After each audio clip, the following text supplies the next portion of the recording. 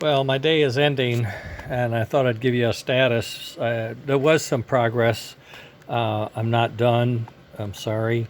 Um, I have a clamp for the hold downs in the back, but it seems that this service loop that I've given them is too short, or the clamps are not supported well enough. I'm going to have to make a wider clamp that captures both halves, because I'm pulling out as I go into the turn. I'm unplugging as I go into the turn. Now it appears that there's plenty, right? But what I'm not taking into account is the offset of the track as you go into the turn, because as you can see, if I put this curve here, you see that offset. Oh my goodness, look at how much that has to go. And as a degree, it's not so much. But when you think about now, you're going to want to turn not just the track, but you know what I mean? You have to turn the car and the truck to fit this, and it just all gets real tight. That's all I can say. It's hard to explain, but it gets real tight. I don't have enough junction, how can I say it, compliance in the joints. They're not, I think what is they're too close. It's too close for the design of this coupler. You can see there, they're pulling out right now. See that? So I'm going to lengthen this bar and add another clamp and see if I can come to some agreement with everything. You can see I do have a screw here and I have a screw there in the corners of the tender. So the tender is screwed down into the body. Let me put this down. I'll rotate this. Hold on. I'm just going to set it up so you can see where we are with this. Okay. Now, so what I've been doing is track testing on the track.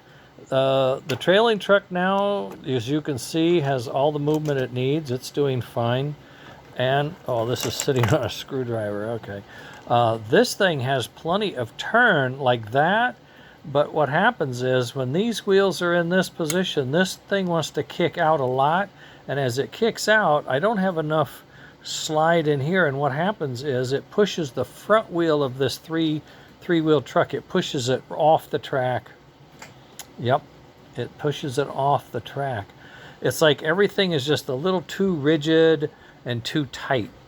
On the Flyer, you know, they had like I won't say 3 inches, but it had a good couple of inches of distance, and it didn't have it allowed for that. And the screw holes were big and the screws were small, and there's a lot of, I say slop, but you know, a lot of extra movement that it could account for that. But this particular setup is a little too tight for its own good. Okay.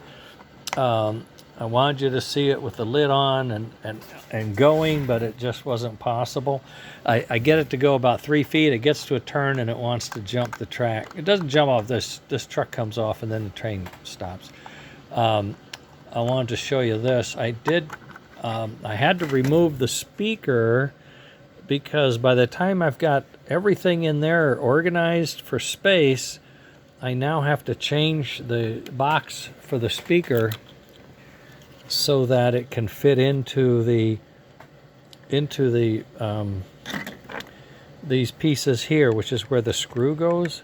I either have to grind those flat and take a chance of the screw coming through, which it probably wouldn't, or I have to grind this edge down like I did the platform that it sits in. You see that right there? I had to grind that away for it to fit. I had to move the pivot up.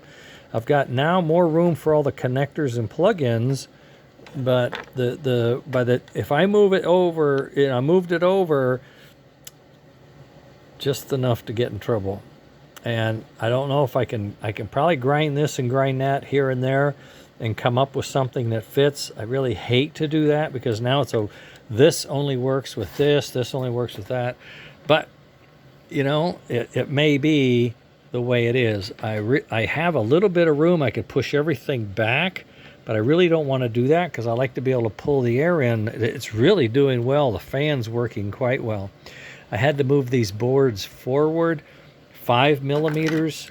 I'll show you why. I had to print those over again because this edge where my thumb is right there was hitting on the boards when they were further back. So they could only be back that amount. You see, I've got it right now. It's just perfect. Right there. You see the edge and then the edge of the boards. It's just a perfect alignment. It comes right in there and it just touches back here and touches there before it hits anything on here. So I've got it. The lid and the body is in good alignment. The wiring is all holding up. Everything is working. I don't know if Chuff's working because the had to unplug the speaker.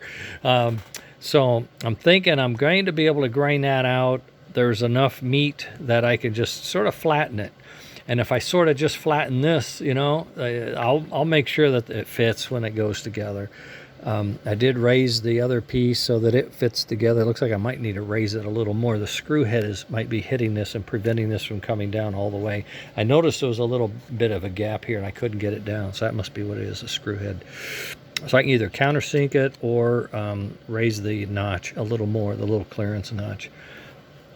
The fan wiring, everything is working great. Everything fits great. I had Puff and Chuff on the test track here without the speaker, but I mean, I saw the pulses and all that. It was working like it should. So all the components, and it running's very smooth. It's a very, on the rollers especially, is just really smooth runner. The ball bearings are coming out. You can hear it. I mean, you can just tell it's a smooth engine, very smooth. I'm just working on these. You know, these are the last things, like the seat belt's too short.